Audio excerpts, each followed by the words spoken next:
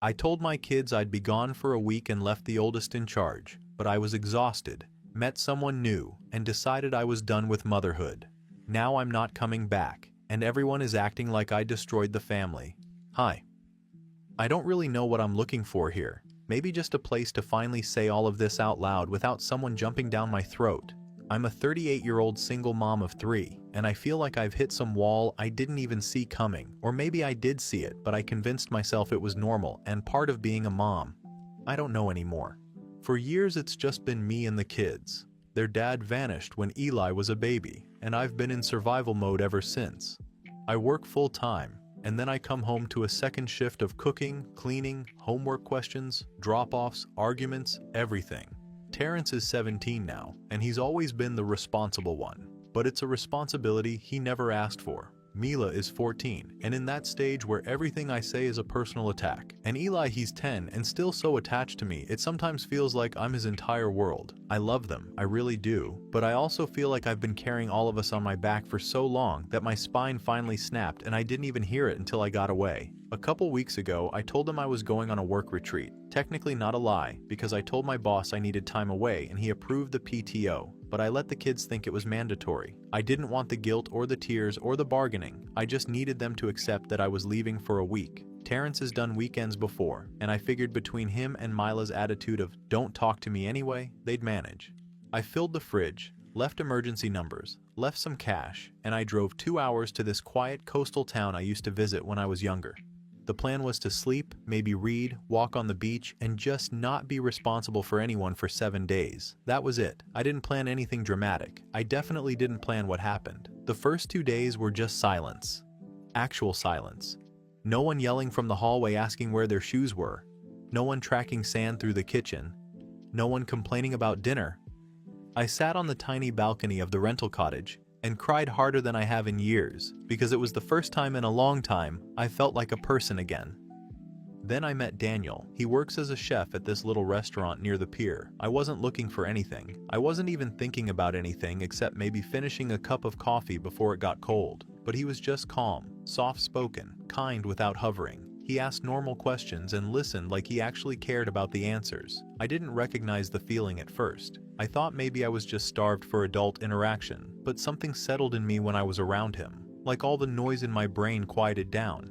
And that scared me because I realized how loud my life had gotten. By day 3, I started dreading going back, not because I hate my kids, but because I hate the version of myself that exists there. I hate that every day feels like I'm sprinting on a treadmill that someone else controls. I hate that the second I walk in the door, it's demands and problems and attitudes and zero appreciation. I hate that Terrence looks at me like I'm another obligation. I hate that Mila treats me like I ruined her life by existing. I hate that Eli clings to me until I can barely breathe. And the worst part is that I've just accepted it. For years. Like this is all I'm allowed to be. Meanwhile, the texts started coming in. Mila demanding rides and money. Terrence wanting to know when I was coming back because things are getting chaotic. Eli sending voice notes where he's crying because he misses me. I listened to one of them, and instead of feeling pulled home, I felt this tightness. Like if I went back, I'd disappear again. Completely. I know how awful that sounds. I know. On day 5, I woke up and the first thing I felt was relief. I didn't want to go home. I didn't want to step back into the noise and the resentment and the routine that's been killing me slowly for years. I didn't want to be needed in that suffocating way anymore. I wanted to stay who I was in that little cottage quiet, breathing normally, not being tugged in 12 directions.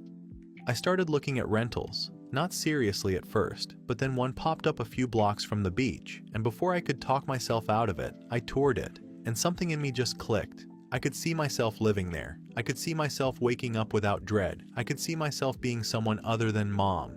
I haven't told the kids. I haven't told anyone except my boss, who thinks I'm extending my vacation. My sister left a voicemail about how Terrence called her asking what he was supposed to do. She sounded furious. Everyone always expects me to fix everything, even when I'm not there. I know I'm going to be judged. I know people will say I'm selfish, irresponsible, heartless. Maybe I am. I don't know. But I also know I'm the closest I've been to feeling okay in years, and the idea of going back feels like stepping into a fire on purpose. Update 1. I ended up staying longer than the week I told the kids about. It wasn't intentional at first. I just couldn't bring myself to pack up my things and go back to the noise and chaos. Every morning, I'd wake up in that small cottage and feel so steady, almost normal. And the second I'd remember the house and the kids and the constant demands waiting for me, it was like someone tipped a bucket of cold water over me. I knew I wasn't ready to go back, so I didn't. I found a small rental near the beach. Nothing fancy, just a short-term place, but it felt right. I signed the lease before I even thought it through. I know that sounds reckless, but it didn't feel reckless in the moment. It felt like something I should have done years ago, long before I hit this point of burnout that I can't recover from. Daniel was still around at that point, but things shifted with him too. I had a small breakdown one night, just this quiet collapse where my body felt too tired to hold itself up. He overheard more than I meant him to, and it changed the way he looked at me. Not in a bad way, but in a cautious way. He told me he didn't want to be pulled into a situation that looked like running away from responsibilities. I understood, but it still stung.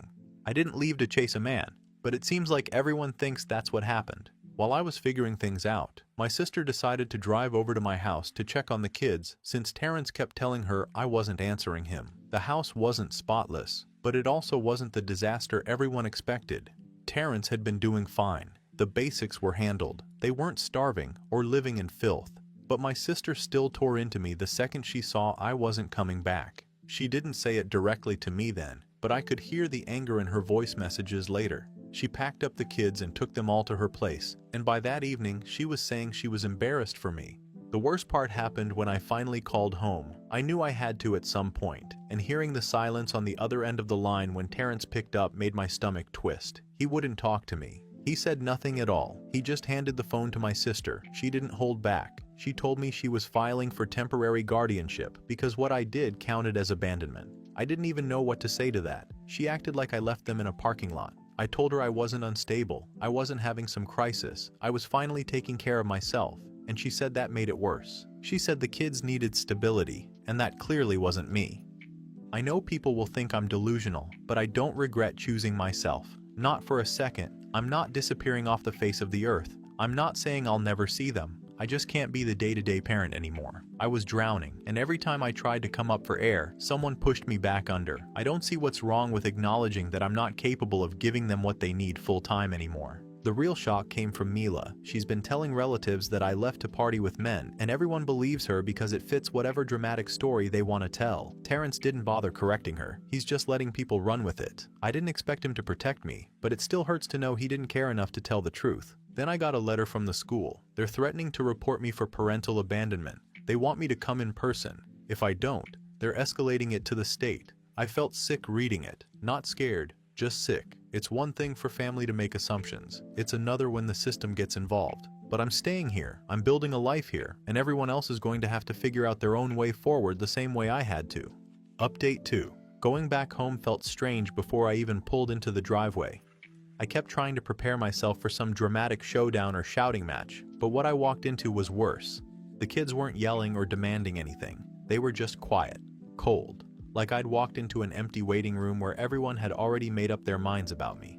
Terrence barely looked at me. He had this calm, overly controlled way of standing there that made my stomach flip. For months, he'd been the one trying to hold the house together, and I guess I expected anger, or at least some guilt tripping. Instead, he just told me he didn't need me anymore, and that he'd already sent in paperwork about emancipation. He said he wanted it so he could take care of Eli himself, because someone had to.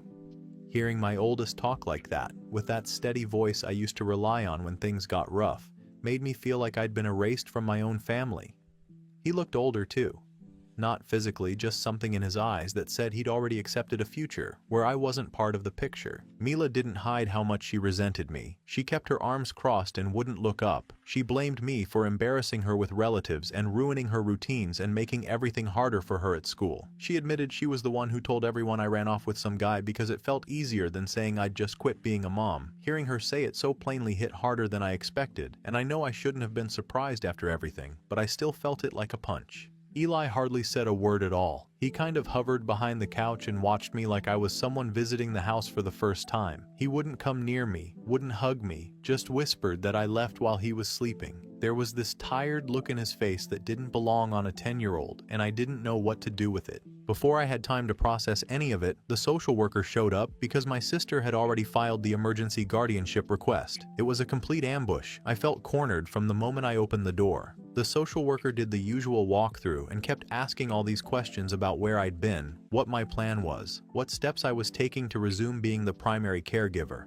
I didn't hide anything. I told her I was taking time for my mental health, that I wasn't unstable, that I wasn't having any kind of episode, and that I was planning to live somewhere else long term. I held my ground because I've spent too many years being guilted into dropping everything for everyone else. But then she said something that made everything tilt sideways. If I didn't resume custody and didn't return to the family home, the state would treat it as voluntary relinquishment. And once you do that, you can't just walk back sometime later and try again. It becomes permanent. She said it so matter-of-factly that I had to stop myself from freezing completely. I didn't expect the consequences to be spelled out that clearly. Then came the part I wasn't ready for at all. The kids told her everything I never thought they'd use against me. Times I forgot events because I was exhausted. Times I burned dinner or fell asleep early. Times I got overwhelmed and cried in the corner of the kitchen. Times I had to lie down from stress. None of it was untrue, but hearing it presented like evidence broke something in me. It wasn't lies. It was them pulling out the hardest parts of our life together and handing them over like proof that I shouldn't come back. I didn't yell or defend myself in some dramatic way. I just felt this heavy mix of anger and heartbreak. All those moments that felt private and painful at the time were now being used to build a case that I shouldn't be their parent. And at the same time, I kept thinking back on the years I'd carried everything alone. I don't think any of them understand what that took out of me. In the end, I signed temporary papers that let the kids stay with my sister until things stabilized, which is a word everyone keeps using as if any of this has ever been stable. My sister gave me this smug look the whole time, like she'd been waiting for this moment, like she finally had the chance to prove she was the responsible one. I could feel myself shutting down in the same way I used to when my own mother would corner me as a teenager and tell me I was too much. When I drove back to the coast that night, everything felt mixed together: relief, guilt, fear, anger. It felt like I'd stepped into a version of my life that wasn't mine anymore. Update 3. Being back on the coast felt different this time.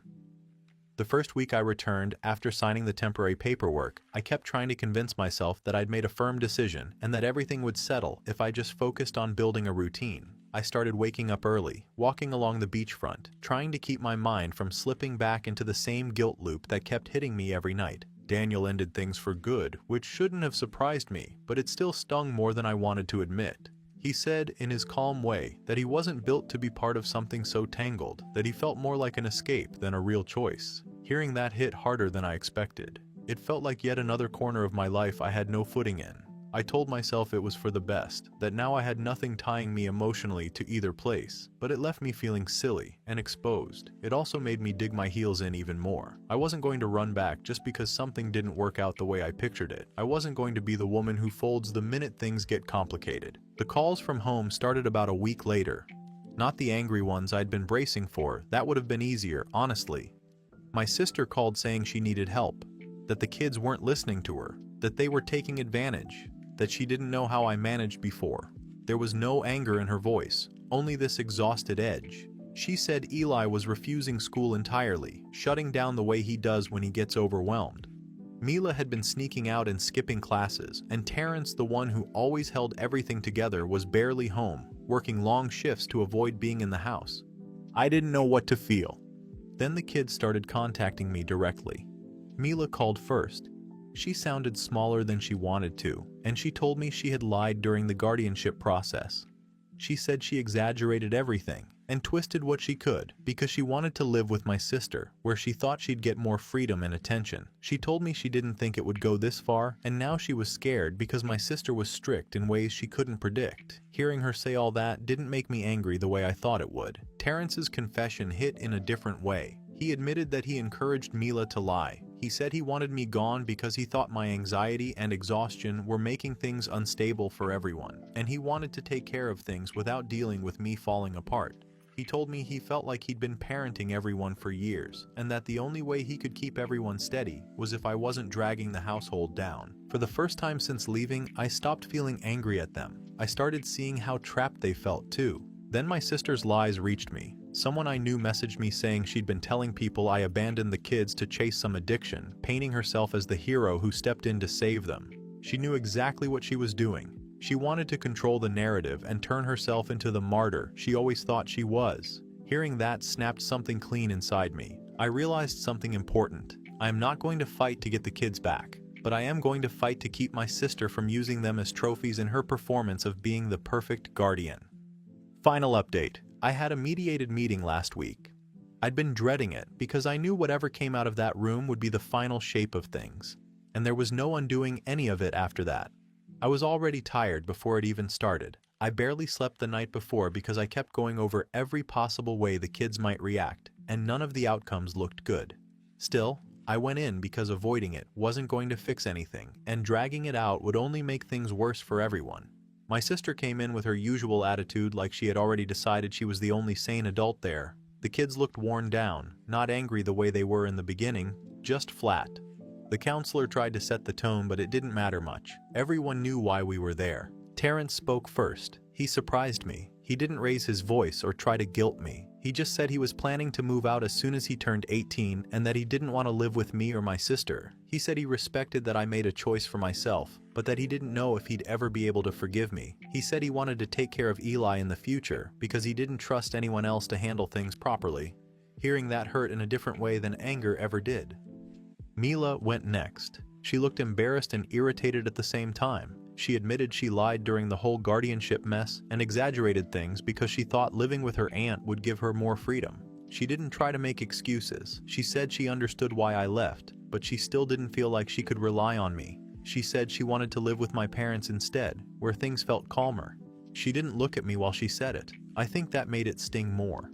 Eli fell apart. There's no better way to describe it. He cried more than I've ever seen him cry. He clung to the sleeve of my jacket and kept saying he didn't understand why everything changed. He talked about keeping little drawings I left around the house and how he slept with my old sweater because it still smelled like home. He kept saying he would try harder and behave better if it meant I'd come back. It broke me. I wanted to grab him and take him with me and undo the whole thing, but I knew that was coming from guilt, not clarity. Going back now would only throw him into another version of instability, and I wasn't going to start the cycle all over again. When it was my turn, I kept things honest. I said I wasn't returning to full-time motherhood. I said I cared about them, and I wasn't running off to disappear, but I couldn't be the primary parent anymore. I told them I could be present in their lives, just not in the way they were used to. Weekly calls, financial support, holidays if they wanted them, help whenever they needed it that didn't require me to live in that house again. I made it clear that this wasn't about punishing anyone. It was about accepting the reality of where things ended up. The biggest surprise came from the social worker. She said my sister's home wasn't a suitable long-term placement because of the emotional volatility and the way she'd been handling the situation. Apparently, there were enough concerns brought up that they couldn't ignore it. My sister lost it right there in the room and started making the whole thing about how ungrateful everyone was. It didn't help her case at all. The kids were moved to my parents' house that afternoon. My sister hasn't spoken to me since, which honestly might be for the best. The plan moving forward is that the kids will stay with my parents until Terrence turns 18. After that, he wants to look into gaining guardianship of Eli. I told him I'd help however I could when the time comes. Mila seems relieved to be somewhere quieter. Eli, I don't know. He's still adjusting. My parents got him into therapy, which he should have had a long time ago. I drove back to the coastal town this morning. The house I'm renting is nothing special, but it's quiet and it's mine. I'm trying to build something steady here. Some days I feel relieved. Some days the guilt hits me so hard I have to sit down. I know people will judge me forever for this. I know there's no version of this where everyone comes out untouched. But the truth is the family was already falling apart long before I left.